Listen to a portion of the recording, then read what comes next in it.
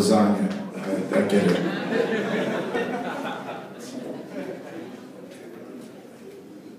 How's everyone today? How you doing? I'm great.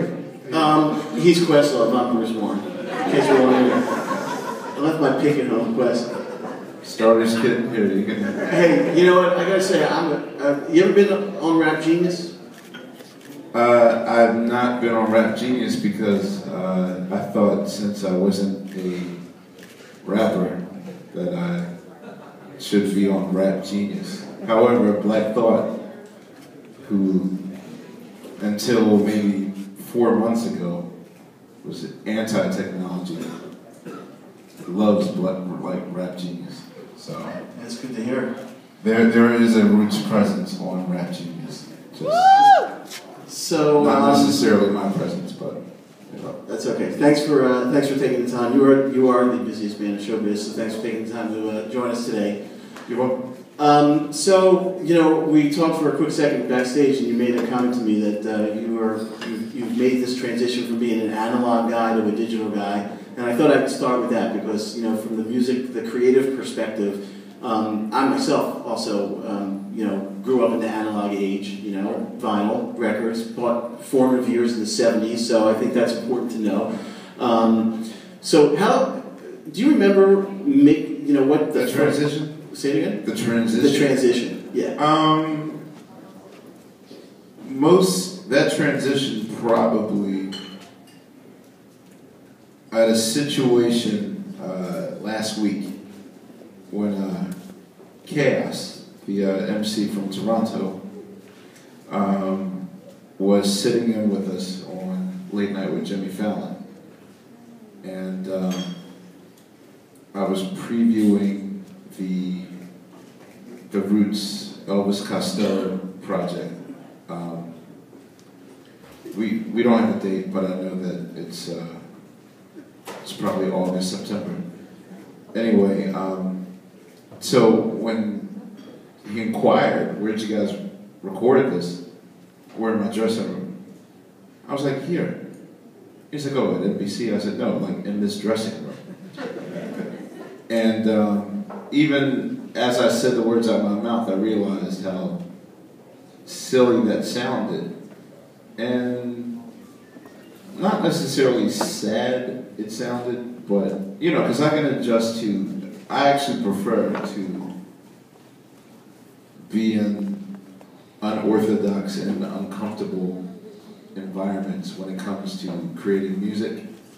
Like, part of me still feels that whole, like, you have to suffer for your art thing. Like I guess the aforementioned Trinidad James, like the idea of going to Malibu. You know, I know Kanye's in Paris right now working on his new record. Beautiful Twisted Dark Fantasy was done in Hawaii. You know, the whole, I never understood how you could get good results with that much comfort. You know, I remember observing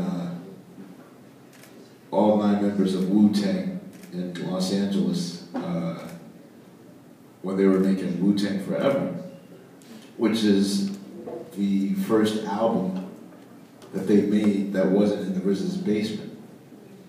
And, you know, RZA explained that, you know, there was flooding in the basement after they did Liquid Swords with the GZA.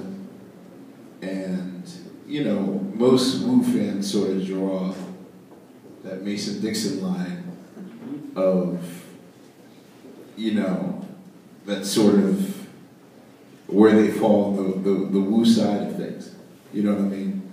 And, you know, it's kind of the perception that, oh, once they left the basement, a certain element of charm was taken away once they went into a more comfortable environment, aka a real studio. So, I mean, for me, I always felt like I did my best work in the most horrible environments, which is weird because Tariq is the exact opposite. You know, like, I mean, I'm not trying to throw him under the bus, but you know, he's more like, you know, that cheese better be good a cheese, you know what I mean? Like, I want these grapes from this specific like local farm, you know. Like he wants a very no, it's like I'll do the music in, you know, like a harsh winter environment of my studio, which the heat's not working. Yeah. But you know, he needs to be in a more relaxed atmosphere.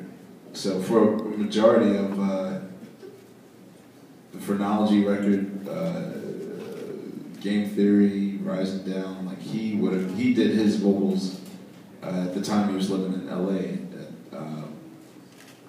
at a studio in LA, which is like really swanky, you know what I mean?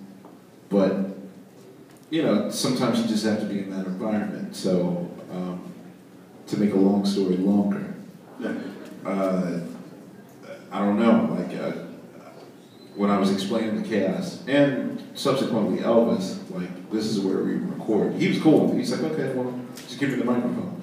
And our room was literally no bigger than the stage. Wow. Just slightly bigger than the stage. So, you know, I mean, that's how we started. Like Organics was made in a garage.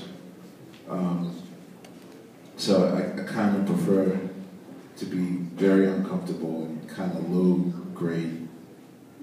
The one time that we did upgrade, I didn't like that record too much. I mean, I like all my records, but you know, that particular album, I felt like, see, what album was that? I will never say it. I had to ask. Okay, it was the tipping point. So now I was watching this video. There's this documentary about the Roland 808 supposedly coming out. Planet Rock, massively huge, you know, influential record. Do you remember when you heard Planet Rock for the first time and how it impacted you? Yeah. Drexel, KDU, which was extremely, I guess, a crucial element to Philadelphia underground hip-hop between 1994 with then unknown underground DJ Cosmic Kevin, AJ Shine, Joseph Simmons. But 10 years before that, there was also a rap show in Philadelphia. And so you could hear about a good 2 hours of hip hop. I mean, it wasn't like hip hop was that, you know, it wasn't deep in volume in 1982, you know, and had about a good 5 hours of music. So they did a weekly show from 9 a.m. till like 12 p.m. And I used to get up knowing that Soul Train would come on at 12 p.m. So I would record the 3-hour show before on Saturdays, like back in 81, 82.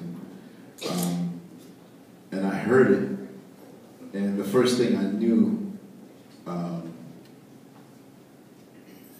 was that, you know, it was derivative of Trans Europe Express by Kraftwerk, a group that I was like a big fan of. And so I also noticed that it sounded different than what was hip hop at the time, which was, I mean, hip hop, the first 5 years was just post-disco. They get a house band, you know, that really was steeped in playing like contemporary musicians did in 1977, 78, and 79, playing disco. This sounded more futuristic, and just that entire summer of 1982, Planet Rock was inescapable in the streets and on radios passing by. We still had ghetto blasters, you know. It was, you were just drowned and immersed in Planet Rock. Yeah. So, you know, many people would say, I mean, you know, I think it's you know, you're still behind a real drum kit. You know, we're here to talk about the intersection of music and technology. You're still behind a real drum kit. Or am I? That's good. I think that's all right. I think everybody's happy you're still behind drums. You know that? No, I am. Yeah. But for the most part, I am. So, you know, I don't want you to throw anybody under the bus, but, you know, I would say that I will put out a statement for you here to think about and react to. So, you know, there isn't still not a lot of live instrumentation in hip-hop. And, you know, going back to your 1982, 83, 84 years of hip-hop, some would say that as popular as hip-hop is now, it's not qualitatively as good creatively from an innovator's perspective. What's your reaction to that?